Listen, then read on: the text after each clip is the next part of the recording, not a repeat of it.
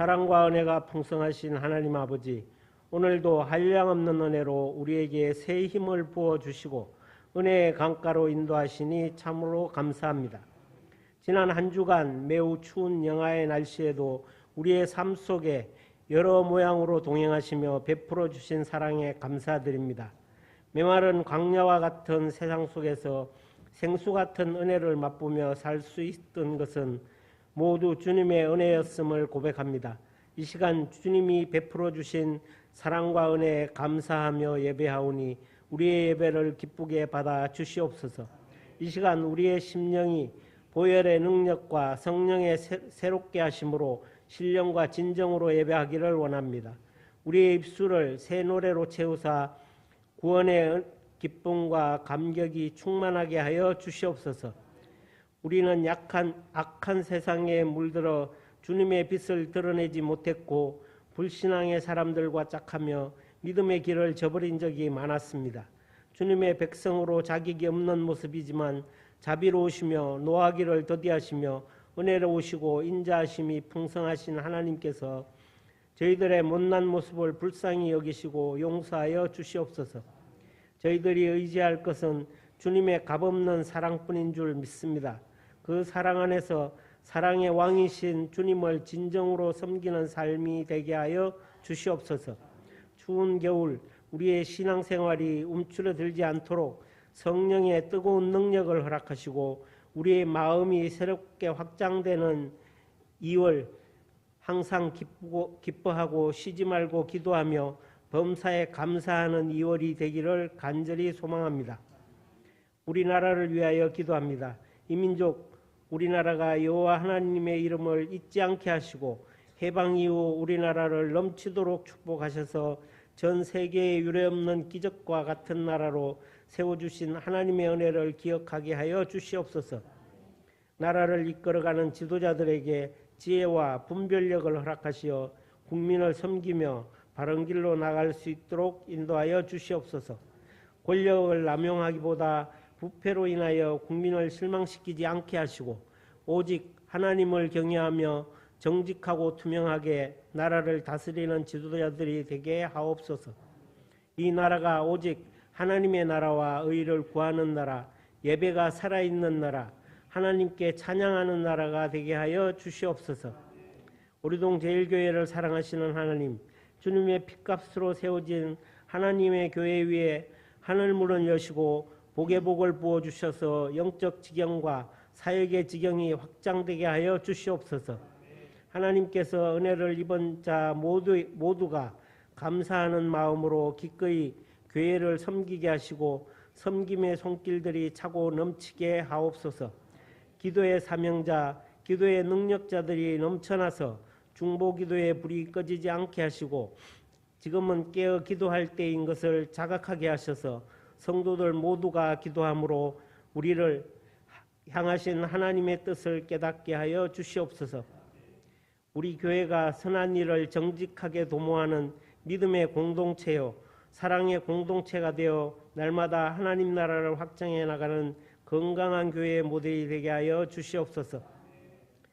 사랑의 하나님, 우리 교회가 기도가 끊이지 않는 교회가 되게 하여 주시옵소서.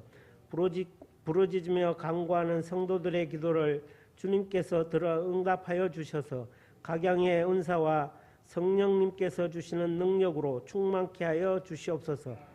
약한 자들을 강하게 하시며 병마로 인하여 고통받는 자를 치료하여 주시며 상한 심령을 위로하여 주시옵소서. 세상에서 실패하고 넘어져서 낙심될 때 저희들에게 힘이 되어 주시며 감긴 눈을 뜨게 해 주시며 막힌 길을 열어 주시며 죽은 마음을 일깨워 주셔서 새로운 소망과 기쁨과 새 언약으로 말미암아 날마다 새 힘을 얻고 승리하는 인생이 다 되게 하여 주시옵소서.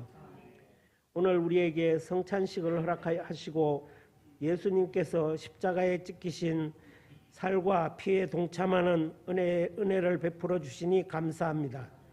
우리의 모든 죄와 허물을 십자가의 보혈로 깨끗이 씻어주사 몸과 마음을 정결케 하시고 우리의 죄악과 교만과 욕심과 이기심을 그리스도의 피로 씻어 주시옵소서. 오늘도 주님의 말씀을 들고 단위에 서시는 담임 목사님을 성령님께서 늘 지켜주시고 인도하여 주시옵소서. 특별히 담임 목사님 가정이 화목하고 건강한 가정이 되게 하셔서 오직 기도와 말씀을 전하시는 일에만 온전히 전념케 하여 주시옵소서.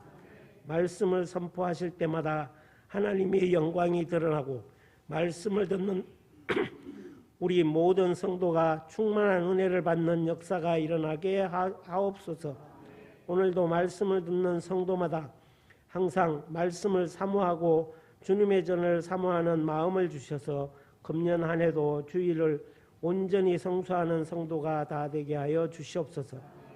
주님의 몸된 교회를 위하여 찬양으로, 교사로, 주방 봉사로 봉사하는 충성스러운 재직들을 기억하시고 저들의 수고를 통해서 교회가 성령으로 충만해지고 주님의 아름다운 열매가 알알이 맺혀지는 기쁨의 역사가 있게 하옵소서. 오늘 이 예배를 주님께서 온전히 주장하여 주셔서 오직 하나님께만 영광 돌리는 예배가 되기를 간절히 소원하며 예수 그리스도 이름으로 기도드립니다. 아멘.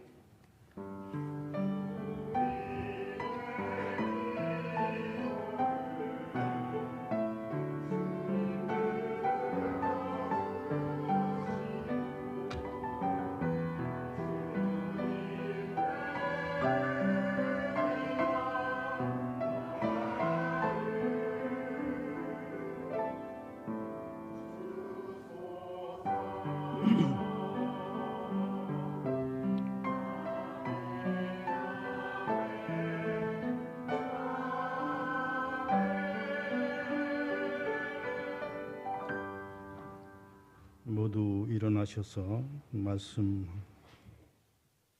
봉독하겠습니다. 고린도전서 1장 18절로 31절까지입니다. 십자가의 도가 멸망하는 자들에게는 미련한 것이요 구원을 받는 우리에게는 하나님의 능력이라. 기록된 바 내가 지혜 있는 자들이 지혜를 멸하고 총명한 자들이 총명을 폐하리라 하셨으니 지혜 있는 자가 어디 있느냐? 선비가 어디 있느냐? 이 세대의 변론가가 어디 있느냐? 하나님께서 이 세상의 지혜를 미련하게 하신 것이 아니냐? 하나님이 지혜 있어서는 이 세상이 자기 지혜로 하나님을 알지 못하므로 하나님께서 전도에 미련한 것으로 믿는 자들을 구원하시기를 기뻐하셨도다. 유대인은 표적을 구하고 헬라인은 지혜를 찾으나 우리는 십자가에 못 박힌 그리스도를 전하니 유대인에게는 거리끼는 것이요 이방인에게는 미련한 것이로되 오직 부르심을 받은 자들에게는 유대인이나 헬라인이나 그리스도는 하나님의 능력이요 하나님의 지혜니라. 하나님이 어리석음이 사람보다 지혜롭고 하나님이 약하심이 사람보다 강하니라. 형제들아 너희를 부르심을 보라. 육체를 따라 지혜로운 자가 많지 아니하며 능한 자가 많지 아니하며 문벌을 좋은 자가 많지 아니하도다. 그러므로 하나님께서 세상에 미련한 것을 택하사 지혜 있는 자들을 부끄럽게 하려 하시고 세상에 약한 자들을 택하사 강한 것들을 부끄럽게 하려 하시며 하나님께서 세상에 천한 것들과 멸시받는 것들과 없는 것들을 택하사 있는 것들을 폐하려 하시나니 이는 아무 육체도 하나님 앞에서 자랑하지 못하게 하려 하심이라. 너희는 하나님으로부터 나서 그리스도 예수 안에 있고 예수는 하나님으로부터 나와서 우리에게 지혜와 의로움과 거룩함과 구원함이 되셨으니 기록된 바 자랑하는 자는 주 안에서 자랑하라 함과 같게 하려 함이라. 아멘.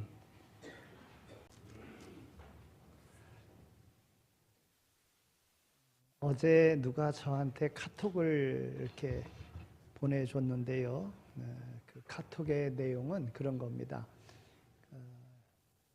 올해 2월 달은 월요일도 4번, 화요일도 4번, 수요일도 4번, 금요일도 4번, 토요일도 주일도 4번. 그래서 요일이 꽉 찬 날이라고. 그래서 홍콩에 있는 어느 역술가가 이와 같은 내용을 5명 이상에게 알리면 돈이 들어온다고. 그런 카톡이 왔어요. 믿거나 말거나 이러면서 왔어요. 그러면서 2월 달에 요일이 꽉 찬 게 4번씩 꽉 차게 되어지는 해는 823년에 한 번 오는 거다. 이렇게 이야기를 하더라고요. 그렇다고 2월 달 이 소식을 알린다고 해서 우리가 돈이 들어오는 것은 아닐 거고요. 우리는 모든 날이 역사 이래 823년이 아니라 모든 날들이 평생에 한 번밖에 안 오는 날이라는 거예요. 우리는 그렇게 믿고 살아가잖아요. 그 중에 하나님께서 우리를 이렇게 택하여 불러주셨다 하는 것을 기억하시면서 오늘 2월의 첫날 첫째 주일 하나님 전에 나와서 예배 드리는 하나님의 걸작품으로 지음받은 하나님이 지명하여 부르신 여러분 모두의 삶에 하나님이 주시는 놀라운 은혜가 2월 달에도 넘쳐나게 되어지기를 소망합니다. 두 아이가 굴뚝 청소를 했습니다. 굴뚝 청소. 옛날에는 굴뚝에 산타크로스가 들어오고 이러던 이제 그런 굴뚝 청소를 했습니다. 그런데 굴뚝 청소를 다 하고 나니까 한 아이는 얼굴에 끄름이 묻었고 한 아이는 얼굴에 끄름이 안 묻었다는 거예요. 그러면 누가 얼굴을 닦겠느냐라는 거예요. 누가 닦을까요? 끄름을 묻은 애가 닦을까요? 안 묻은 애가 닦는다는 거예요. 왜냐하면 나도 저렇게 끄름이 묻었겠구나 이렇게 생각을 하고 닦는다는 거예요. 그런데 끄름이 묻은 아이는 정작 같이 청소를 한 아이가 깨끗하니까 나도 깨끗하겠지 하고 얼굴을 안 닦는다 하는 거예요. 정답입니까? 아니요. 굴뚝 청소를 하고 나면 당연히 닦게 되어져 있는 겁니다. 굴뚝을 청소했는데 여러분 그 끄름 굴뚝 청소를 했는데 그게 안 묻을 리가 있겠어요? 한 사람은 당연히 청소를 하게 되어져 있습니다. 세수를 하게 되어져 있고 닦게끔 되어져 있는 것입니다. 여러분 오늘 우리가 생각할 때에 우리의 지혜라고 하는 것, 오늘 우리가 옳다라고 생각하는 것, 그것이 다 옳은 게 아니라 인간의 지혜는 한계가 있다 하는 것입니다. 옛날에 어떤 부자가요 돈을 많이 모았습니다. 그런데 자식이 없어요. 그러니까 그 많은 돈을 누구에겐가 남겨주고 가야 되지 않겠습니까? 그래서 이 부자가 한 번은 이제 생애 거의 마지막에 되어 오면서 여행을 해야 되겠다 생각을 하고 먼 길 여행을 떠났습니다. 그러면서 종들을 불러다가 종들에게 이렇게 이야기합니다. 내가 먼 길을 떠났다가 이제 언제 올 터인데 너희는 그때 물론 너희가 돌봐야 되는 집안 모든 일을 돌봐야 되지만 한 가지 일은 좀 꼭 해라. 새끼줄을 꼬는데 새끼줄을 아주 가늘게 가늘게 꼬아라. 그리고 먼 길을 떠났습니다. 종들이 나름대로 이제 주인이 없잖아요. 그러니까 자기 시간이 주어지잖아요. 그래서 어떤 종들은 농땡이도 피고 자기 일도 잘 안 하고 경우에 따라서는 나가서 술도 먹고 뭐 이렇게 보냈습니다. 그런데 어리석어 보이면서 아주 정직한 그런 종 하나는 주인이 말한 대로 가늘게 새끼줄을 쫙 꽈다는 거예요. 많이 꽉겠지요.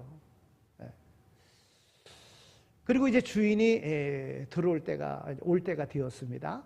그러니까 다른 종들도 이제 주인이 이야기를 하고 갔으니까 주인의 말을 그래도 들어야 되지 않겠습니까? 올 때가 임박해가지고 갑자기 이제 새끼줄을 꼬기 시작을 했어요.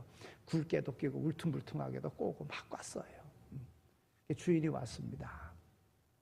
주인이 와서는 그 종들을 불러놓고 이야기를 합니다. 너희가 알다시피 나는 재산은 많지만 물려줄 자식이 없지 않느냐. 그런데 나와 더불어 함께 이와 같이 잘 살 수 있도록 해준 너희에게 내가 내 재산을 물려주려고 한다. 그래서 창고의 문을 열고 창고에 모아놓은 그 돈들, 옛날엔 돈이 동전이잖아요. 이렇게 동전에 구멍 뚫린 엽전이잖아요. 그것을 너희에게 주고자 한다. 내가 이야기한 대로 새끼줄에다가 너희가 원하는 만큼 다 끼워가지고 가지고 가라. 그랬어요. 여러분, 갑자기 새끼줄을 막 꽈서 울퉁불퉁하게 또는 굵게 이렇게 꼬은 종들은 거기서 많은 엽전을 가져갈 수 없었지만, 너는 바보다. 왜 이렇게 어리석냐? 좀 주인도 없는데 놀 때 좀 놀지. 바보스럽게. 그렇게 이야기는 들었지만은 새끼줄을 가늘게 곱게 길게 많이 꼬았던 이 종은 그 새끼줄에다가 동전을 가득 실었는데 그거 가득 꼬았는데 그것을 다 가져갈 수가 없어서 수레에다가 실어갈 정도로다가 잔뜩 동전을 다 꿰가지고 그리고 가서 잘 살았다는 그런 이야기입니다. 여러분, 하나님은 인간을 구원하시고 축복하시고 또 세상적으로 보면 어리석고 미련해 보이는 방법을 사용하셔서 이 구원의 역사를 이루어 가셨음을 우리는 보게 됩니다.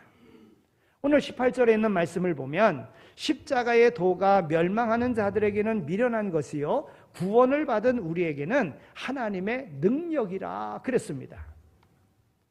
구원의 복음은 십자가의 진리가 이 세상 지혜로는 이해할 수가 없고 미련해 보인다고 하는 것입니다. 그러나 하나님은 이 어리석어 보이는 방법으로 죄인을 구원하시기를 하나님은 계획하신 것입니다. 여러분, 우리가 믿는 그 세상의 사람들이 믿는 신앙의 대상들은 어떠한 사람들입니까? 네? 나름대로 신으로 섬기는 신앙의 대상은 어떤 이들입니까? 많은 지식이 있었던 그런 인생에게 교훈을 주었던 이들, 아니면 힘이 있고 권세가 있었던 이들,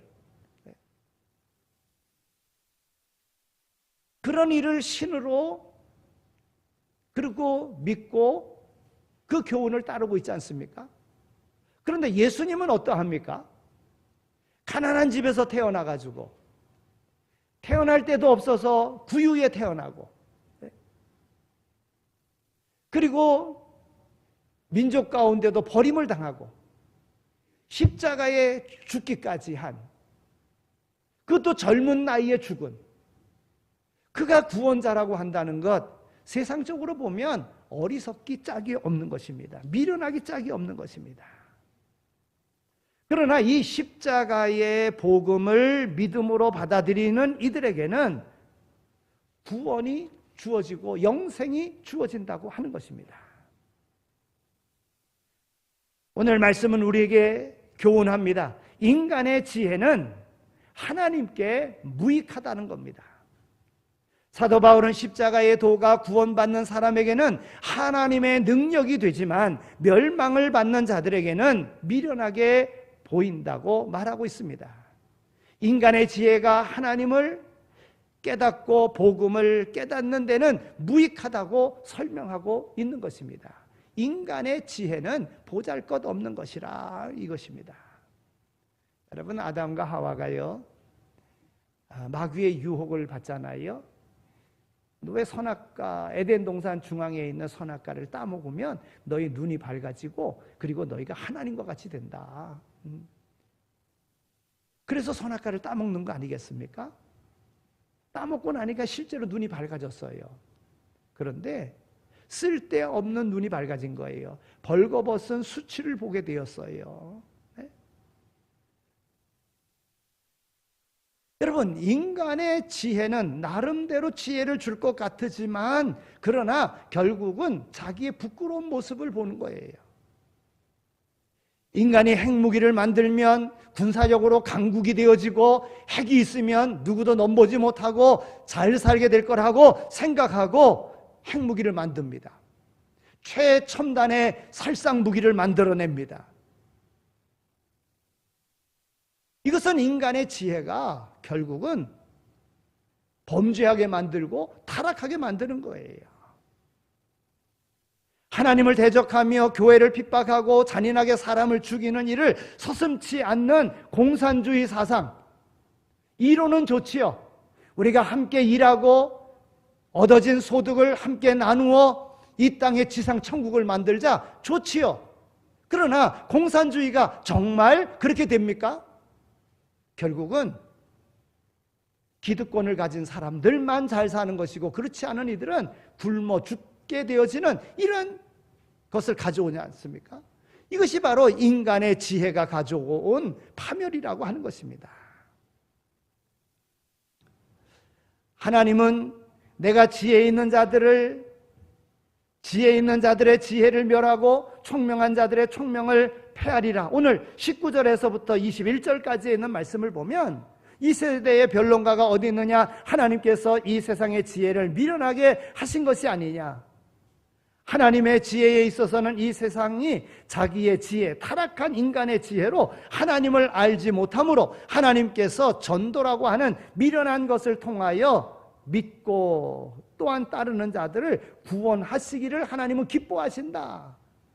여러분, 하나님이 전능하신 분이라면 하나님의 능력을 통해서 사람들을 구원하면 얼마나 좋겠습니까? 기적을 보여줌으로, 하나님의 능력을 보여줌으로 그들로 하여금 하나님을 믿게끔 하면 얼마나 좋겠습니까? 그런데 하나님은 전도의 미련한 방법을 통해서 하나님의 자녀를 삼으시고 복음이 땅끝까지 증거되도록 하셨다고 하는 것입니다. 어리석어 보이지만 하나님의 말씀에 순종하여 사는 것이 바로 지혜로운 삶인 것입니다.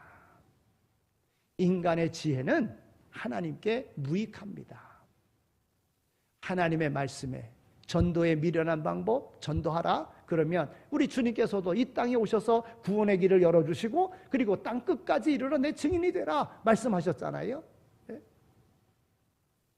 주님께서 말씀하신 이 말씀을 어찌 보면 어리석어 보이고 미련해 보이고 바보처럼 보이지만 이 말씀에 순종할 때에 하나님의 나라는 확장되어져 가는 것입니다. 구원의 열매들이 맺혀지게 되어지는 것입니다. 하나님은 어리석은 방법으로 인간을 구원하십니다. 하나님은 인간의 타락한 지혜로는 구원받을 수 없도록 폐하시고 어리석은 방법으로 인간을 구원하시려고 계획하신 것입니다. 오늘 말씀도 바로 그러한 것입니다. 십자가의 도는 예수님의 죽으심과 부활하심과 재림하심을 말하는 것입니다. 이것이 멸망하는 자들에게는 미련한 것이요, 구원을 얻은 우리에게는 하나님의 능력이 되는 것입니다. 전도에 미련한 것으로 믿는 자들을 구원하시기를 하나님은 기뻐하십니다. 이스라엘 백성들이 광야에서 구원받아 출애굽은 하였지만 홍해는 건너왔지만 광야 생활이 얼마나 불편합니까? 뭐 숲이 많아서 그늘이 있는 것도 아니고 광야 그 자체로 나무도 없고 그늘도 없고 쉴 만한 것도 없고 먹을 물도 없고 길도 없고 가장 불편한 것이, 생활하기 불편한 것이 광야입니다. 그러니까 당연히 불평이 나올 수밖에 없죠. 그래서 불평합니다. 모세에게 불평합니다. 우리로 죽을 데가 없어서 여기까지 광야에 와서 여기서 죽게 만드느냐? 애굽에 있을 때는 좋았는데 하면서 불평합니다. 그럴 때 하나님께서 불평하는 그들에게 불뱀을 내보내서 불뱀에 물려서 죽게 만들었어요. 그러니까 여기저기 곡하는 소리가 들립니다.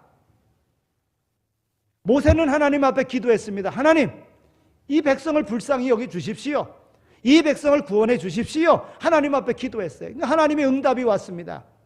그래, 구리뱀을 만들어서 장대에 달아라, 높이 달아라. 그리고 누구든지 바라보는 사람은 다 해독될 것이며 살아날 것이라고 말하라 그랬어요. 나름대로 지혜롭다고 생각하는 사람들은 아니, 뱀에 물려서 독이 퍼져가는데 안수기도를 해주든지 아니면은 해독제 약을 주든지 그렇게 해야지 무슨 쳐다본다고 내가 살아날 수 있느냐, 해독될 수 있느냐 하고 나름대로 똑똑하다고 생각하고 쳐다보지 않는 사람은 결국 죽었다는 거예요. 그러나 어리석어 보이지만 바보 같으지만은 이해가 안 되지만은 그러나 장대에 달린 구리뱀을 바라보는 사람은 살아났다는 거예요. 해독되고 살아났다는 거예요. 하나님은 이처럼 미련한 방법으로 인간을 구원하시려고 하는 겁니다. 이 놋뱀을 말씀하시는 주님, 요한복음에 있는 말씀을 보면 예수님께서 요한복음 3장 16절에 있는 말씀을 하시기 전에 광야에서 장대에 구리뱀이 들린 것 같이 인자도 들려야 하리니 이렇게 말씀을 하셨습니다. 즉 광야에서 들렸던 구리뱀은 예수님이 십자가에 달리실 것의 예표라고 하는 겁니다. 달린 것과 같이 장대에 구리뱀이 달린 것과 같이 바라보는 자가 구원받았던 것과 같이 나도 달려야 하리니 나를 구원자로 믿는 자는 구원을 받으리라 주님께서 말씀하시는 겁니다. 그리고서 요한복음 3장 16절 우리가 잘 아는 대로 하나님이 세상을 이처럼 사랑하사 독생자를 주셨으니 이는 저를 믿는 자마다 멸망치 않고 영생을 얻게 하려 하심이라 말씀하셨습니다. 이 세상의 지혜는 하나님을 알 수도 없고 복음을 깨달을 수도 없기 때문에 도리어 타락한 세상 이론이나 사상을 깨트리시고 예수님께 복종시키시는 일을 통해서 하나님은 구원하시는 것입니다. 고린도후서 10장 4절에서 5절에 있는 말씀을 보면 우리의 무기는 육신에 속한 것이 아니요 오직 어떤 견고한 진도 무너뜨리는 하나님의 능력이라. 모든 이론을 무너뜨리시며 하나님 아는 것을 대적하여 높아진 것을 다 무너뜨리고 모든 생각을 사로잡아 그리스도에게 복종하게 하나니 그랬습니다. 하나님을 대적하고 그리스도의 복음을 못 믿게 하는 이론과 사상은 사탄의 진리이므로 이것을 성령의 능력으로 무너뜨리고 그리스도께 무릎을 꿇도록 하나님은 만드시는 것입니다. 여러분 보십시오. 베드로가 밤새도록 고기를 잡았습니다. 한 마리도 못 잡았습니다. 우리가 잘 아는 대로 베드로는 갈릴리 호숫가에서 자랐고 나면서부터 어부로서의 삶을 살아왔던 자인 것입니다. 그에 가지고 있는 지식으로 밤새도록 고기를 잡았지만 고기를 한 마리도 못 잡았습니다. 그럴 때 젊은 청년이 나타나서는 내 오른편에 그물을 던지라 이야기하는 거예요. 여러분 인간의 지식으로는 얼마든지 나는 여기서 잔뼈가 굵은 자요, 나는 어부로서는 그래도 으뜸되는 자요, 나는 경험이 많은 사람이요, 왜 쓸데없는 얘기하느냐, 그렇게 해도 안 된다 이렇게 얼마든지 이야기할 수 있는 그런 상황이었습니다. 그런데요 베드로는 뭐라고 이야기합니까? 말씀에 의지하여 그물을 내리리이다 하고 어리석은 방법대로 했더니 그물이 찢어질 정도로 고기가 많이 잡혔다고 하는 것입니다. 인간의 경험과 지식으로는 어리석은 말씀과 같은 거예요. 그러나 말씀에 순종하여 그물을 내렸더니 많은 고기를 잡게 된 것입니다. 예수님이 재림하실 때는 스스로 잘났다고 하는 자는 굴복되어지고 교만한 자는 낮아져서 여호와께서 홀로 높임을 받으시도록 되어져 있는 것입니다. 따라서 오늘 우리는 주님 앞에 말씀 앞에 사람들이 어리석다라고 보더라도 말씀에 순종하며 살아가는 자가 되어야 되는 것입니다. 우리는 어리석은 방법에 어리석게 응답해야 됩니다. 이것이 바로 구원받는 길입니다. 오늘 말씀 19절에 있는 말씀을 보면 지혜 있는 자들의 지혜를 멸하고 총명한 자들의 총명을 폐하리라, 그렇게 말씀하고 있습니다. 이 세상의 지혜와 총명으로는 구원받을 수 없고 은혜도 받을 수 없기 때문에 우리 인간 편에서도 어리석게 우리는 응답하여야 된다는 거예요. 여러분, 이 말의 표현은 그런 겁니다. 어리석게 우리에게 다가오지만 그 말씀을 우리가 순종하는 것, 어리석다고 하는 거예요. 그러니까 하나님의 말씀이 우리에게 오면 이해가 안 되고 이치에 맞지 않고 유익이 되지 않지만, 그러나 그냥 순종하는 것, 어리석게 순종하면, 그냥 믿고 순종하면 거기에 하나님의 역사가 이루어진다 하는 것입니다. 우리는 너무 똑똑한 채 하고 이론을 내세우고 따지기 좋아하는 사람 되어서는 안 됩니다. 이들은 복음을 받아들일 수도 없습니다. 은혜도 받을 수도 없습니다. 내가 잘났는데, 내가 경험하고 내가 확인한 바인데 어떻게 복음을 받아들일 수 있겠습니까? 내가 이만하면 지식도 있고 경험도 있고 다른 이들과 비교해도 전혀 지지 않는데, 여러분, 이런 생각을 하는 이들에게는 복음이 들어갈래야 들어갈 수가 없습니다. 믿을래야 믿을 수가 없습니다. 따라서 은혜를 경험할래야 경험할 수도 없는 것입니다. 신앙생활하며 은혜롭게 살아가는 이들을 보면 어리석고 미련해 보일 정도로 순종하는 삶을 살아가는 사람이라 하는 것입니다. 그러나 똑똑한 채 하고 잘난 채 하면서 순종도 잘 안 하는 사람, 그는 은혜를 받지 못하고 은사도 능력도 체험하지 못하는 것을 우리는 볼 수 있습니다. 타락한 인간의 지혜와 총명은 구원받고 은혜 받는데 걸림돌이 되는 것을 우리는 알아야 합니다. 하나님은 전도에 미련한 것으로 인간을 구원하시려 하시기 때문에 우리도 어리석고 바보스럽게 그냥 순종하고 나가야 합니다. 이사야 29장 14절에 있는 말씀을 보면, 그러므로 내가 이 백성 중에 기이한 일, 곧 기이하고 가장 기이한 일을 다시 행하리니 그들 중에서 지혜자의 지혜가 없어지고 명철한 자의 명철이 가려지리라, 이렇게 말씀하고 있습니다. 하나님은 지혜 있는 자들의 지혜를 멸하고 총명한 자들의 총명을 폐하시는 분이십니다. 때문에 어리석게 응답해야 구원도 받고 은혜도 받고 축복도 받을 수 있는 것입니다. 하나님의 미련한 것이 사람보다 지혜 있고 하나님의 약한 것이 사람보다 강한 법입니다. 인간의 지혜나 상식으로 보면 아브라함이나 이삭의 행동은 어리석기 짝이 없는 것입니다. 그러나 하나님께서 아브라함을 택하실 때 어떠했습니까? 너는 본토 친척 아비집을 떠나라 그랬어요. 여러분, 그 옛날에 본토 친척 아비집은요 가장 안전한 곳입니다. 그런데 그 집을 떠나라는 겁니다.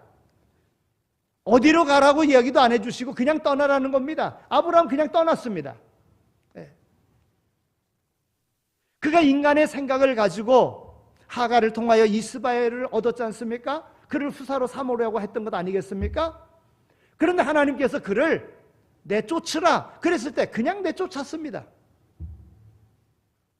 독자 이삭을 낳습니다. 하나님께서 어느 날 말씀하십니다. 이삭을 모리아 산으로 데리고 가서 그를 번제로 내게 드리라, 내게 바쳐라. 여러분, 아브라함은 그냥 순종했습니다. 하나님께 대항도 하지 않았습니다. 하나님께 따지지도 않았습니다. 여러분, 하나님께서 아브라함에게 이와 같이 명하셨을 때에 아브라함이 얼마든지 대항할 수가 있었습니다. 하나님께서 이 아들을 통해서 후사로 삼겠다고 하시지 않았습니까? 그런데 죽이라니 웬 말입니까? 하나님, 이방 사람들이나 하는 자식을 제물로 신에게 드리는 이러한 일로 나로 하여금 살인하라고 하는 것, 이게 있을 수 있는 일입니까? 따지지 않았어요. 바보스럽게 그냥 순종하고 갔다는 거예요. 이런 행동에 하나님은 그를 인정하십니다. 그리고 믿음의 조상이 되게 하십니다. 복의 근원이 되게 하시는 거예요. 하나님의 말씀이 왔을 때 우리는 하나님의 말씀을 그대로 순종할 수 있는, 어리석어 보이고 바보스러워 보여도 바로 그것이 지혜로운 삶이라고 하는 것입니다. 예수님의 제자들을 보더라도 그렇습니다. 당시에 지혜 있고 총명한 사람들, 서기관이나 바리새인들 있었습니다. 예수님의 제자 가운데는 한 사람도 그런 사람, 그런 출신들이 없습니다. 말씀드린 대로 베드로는 어떤 사람입니까? 그 당시에 가장 낮은 계층에서 일하는 어부 출신 아니겠습니까? 베드로와 같이 고기 잡던 사람들, 어부 출신이 7명이나 됩니다. 또 예수님의 제자 가운데는 사람들에게 멸시받는 세리도 있었습니다. 그러나 제일 똑똑하고 계산이 빠른 가룟 유다 어떻습니까? 결국 예수님을 팔아먹는 배신자가 되고 말았지 않습니까? 예수님이 베드로에게 이제부터 너는 사람을 낚는 어부가 되리라 했을 때에 즉각적으로 처자식도 생각하지 않고 배와 그물을 다 집어던지고 예수님을 따르게 되었다고 하는 것입니다. 여러분, 세상적으로 볼 때에 이렇게 어리석은 사람이 어디 있습니까?